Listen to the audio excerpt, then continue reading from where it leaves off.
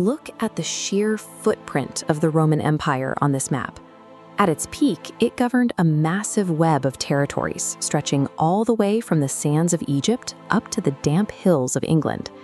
That kind of massive expansion required a centralized hand. When Augustus took control, he dismantled the messy republic and installed an autocracy, a system where absolute power rested with a single emperor. This system tied the survival of millions to the character of a single person. Because the crown was passed down through bloodlines, the entire state became a bet on a genetic lottery, one that, given enough time, was mathematically guaranteed to produce a catastrophic leader. Rome appeared invincible to its rivals, but by relying on this single inherited point of failure, the state had essentially hard-coded its own eventual collapse. The lottery finally failed in the year 177 CE. The throne passed to a 15-year-old boy named Commodus. He was highly emotional, incredibly immature, and completely unchecked. Rather than govern, he treated the state as his personal playground. He was obsessed with gladiatorial combat, spending vast amounts of time and resources stepping into arenas like the Colosseum to personally participate in rigged duels. That recklessness caught up with him. After 15 years of chaos, a wrestler assassinated Commodus in his local bathhouse. That murder created an immediate power vacuum, plunging Rome into the notorious Year of the Five Emperors. The illusion of Roman stability shattered. The throne became a prize for whoever had the strongest backing, setting off a chain reaction of political rot that would slowly eat the empire alive over the next 3 centuries. By the 3rd century, the leadership turnover became a blur. Over 20 different men claimed the title of emperor in a span of less than 75 years. The military elite realized they held the real power. The Praetorian Guard, the emperor's own protectors, began treating the throne like a commodity. If a ruler didn't pay them enough, they simply drew their daggers and replaced him with someone who would.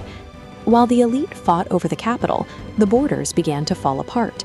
Without a strong central authority, entire regions split off. The empire physically fractured into breakaway states, like the Gallic Empire in the west and the Palmyrene Empire in the east. The greed of Rome's politicians had destroyed the unified borders, keeping their enemies out. Piecing the map back together was going to require desperate, incredibly expensive measures. A series of hardline military emperors, men like Aurelian, Diocletian, and Constantine, stepped in to stop the bleeding. They used sheer force and heavy administrative overhauls to drag those breakaway states right back under Roman control.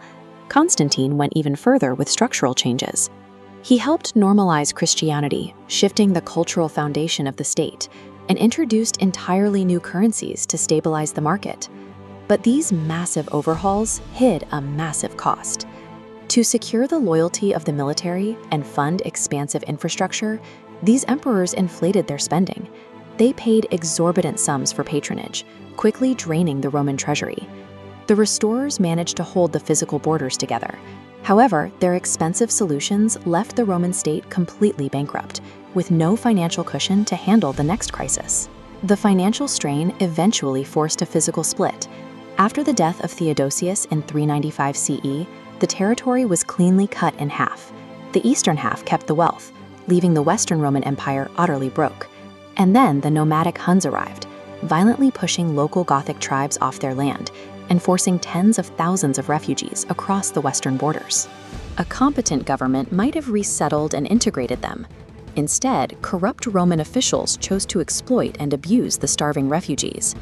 Lacking the money to recruit traditional Roman armies, the bankrupt Western Empire made a fatal calculation. They hired these exact same abused, angry Gothic warriors to act as their frontline mercenaries. To save money, the Roman government officially handed the defense of its territory over to an armed foreign population that held a deep, justified hatred for the Roman state. Throughout the 5th century, the West suffered a slow death by 1,000 cuts. Those outsourced mercenary armies routinely turned on their employers, ravaging the Roman countryside and claiming the land for themselves. The final blow came in 476 CE. The Western Empire had shrunk to a fraction of its size, ruled by a 16-year-old boy named Romulus Augustulus. A mercenary king named Odoacer marched in and easily deposed him. The Roman Senate refused to recognize Odoacer. They boxed up the imperial seal and shipped it east to Constantinople. With that single administrative move, the Western Roman government ceased to exist. But Rome's influence survived. The administrative skeleton of the empire evolved into the Roman Catholic Church. For the next 1,000 years, this institution would dominate European politics, acting as a de facto government across the continent. Looking back at the ruins, the message is simple. An empire dies when its leadership spends centuries destroying the loyalty of the very people meant to stand in its defense.